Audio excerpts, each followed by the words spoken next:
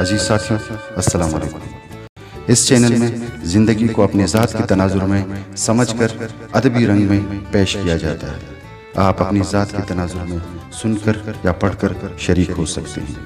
آپ کے سبسکرائب کرنے سے یہ چینل زیادہ مستحکم اور خوبصورت ہو جائے گا۔ بہت شکریہ۔ وجہ امتیاز۔ کلاس روم میں استاد بچوں کو جانوروں اور ان کی خوراک کے حوالے سے پڑھا رہا تھا۔ ہاں تو بچوں، کل ہم نے پڑھا تھا کہ بعض جانور ایسے ہوتے ہیں جو سبزی کھاتے ہیں، انہیں سبزی خور کہتے ہیں، جبکہ بعض جانور گوشت پر گزر اوقات کر لیتے ہیں، جنہیں گوشت خور کہا جاتا ہے۔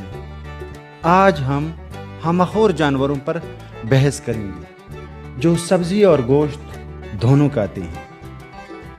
ایک بچی نے سوال کیا، سر انسان بھی تو سبزی اور گوشت دونوں کھاتے ہیں، تو کیا انسان بھی ہمخور جانور ہے؟ ہاں بیٹا، استاد نے جواب دیا، ایک زمانہ تھا جب انسان صرف ہمخور تھا اور سبزی اور گوشت کھاتا تھا، لیکن جانور نہیں تھا۔ آج کل انسان اتنا کھانے لگا ہے کہ بلا وجہ قسم کھانے تک سے نہیں چھوٹتا، اس لیے ہمخور جانوروں کا سردار کہلاتا ہے۔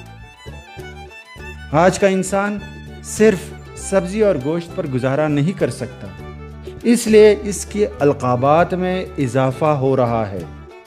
مثلاً آج کا انسان حرام خور بھی ہے، رشوت خور بھی، شراب خور بھی اور کباب خور بھی، سود خور بھی ہے اور آدم خور بھی۔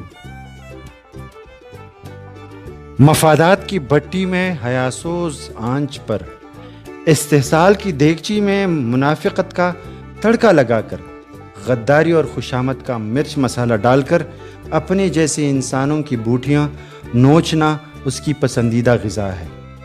جبھی تو اس کا پیٹ ہاتھی کی طرح پھول جاتا ہے، لیکن انسان کو اللہ نے عقل دی ہے، اس لیے وہ پیٹ اور چربی کم کرنے کے لیے ورزش کرتا ہے۔ دانشوروں کا کہنا ہے کہ اسی صفت کی وجہ سے انسان دوسرے جانوروں سے ممتاز ہے، کیونکہ وہ بیوقوف پیٹ کم کرنے کے لیے ورزش نہیں کرتے۔ The Quest 101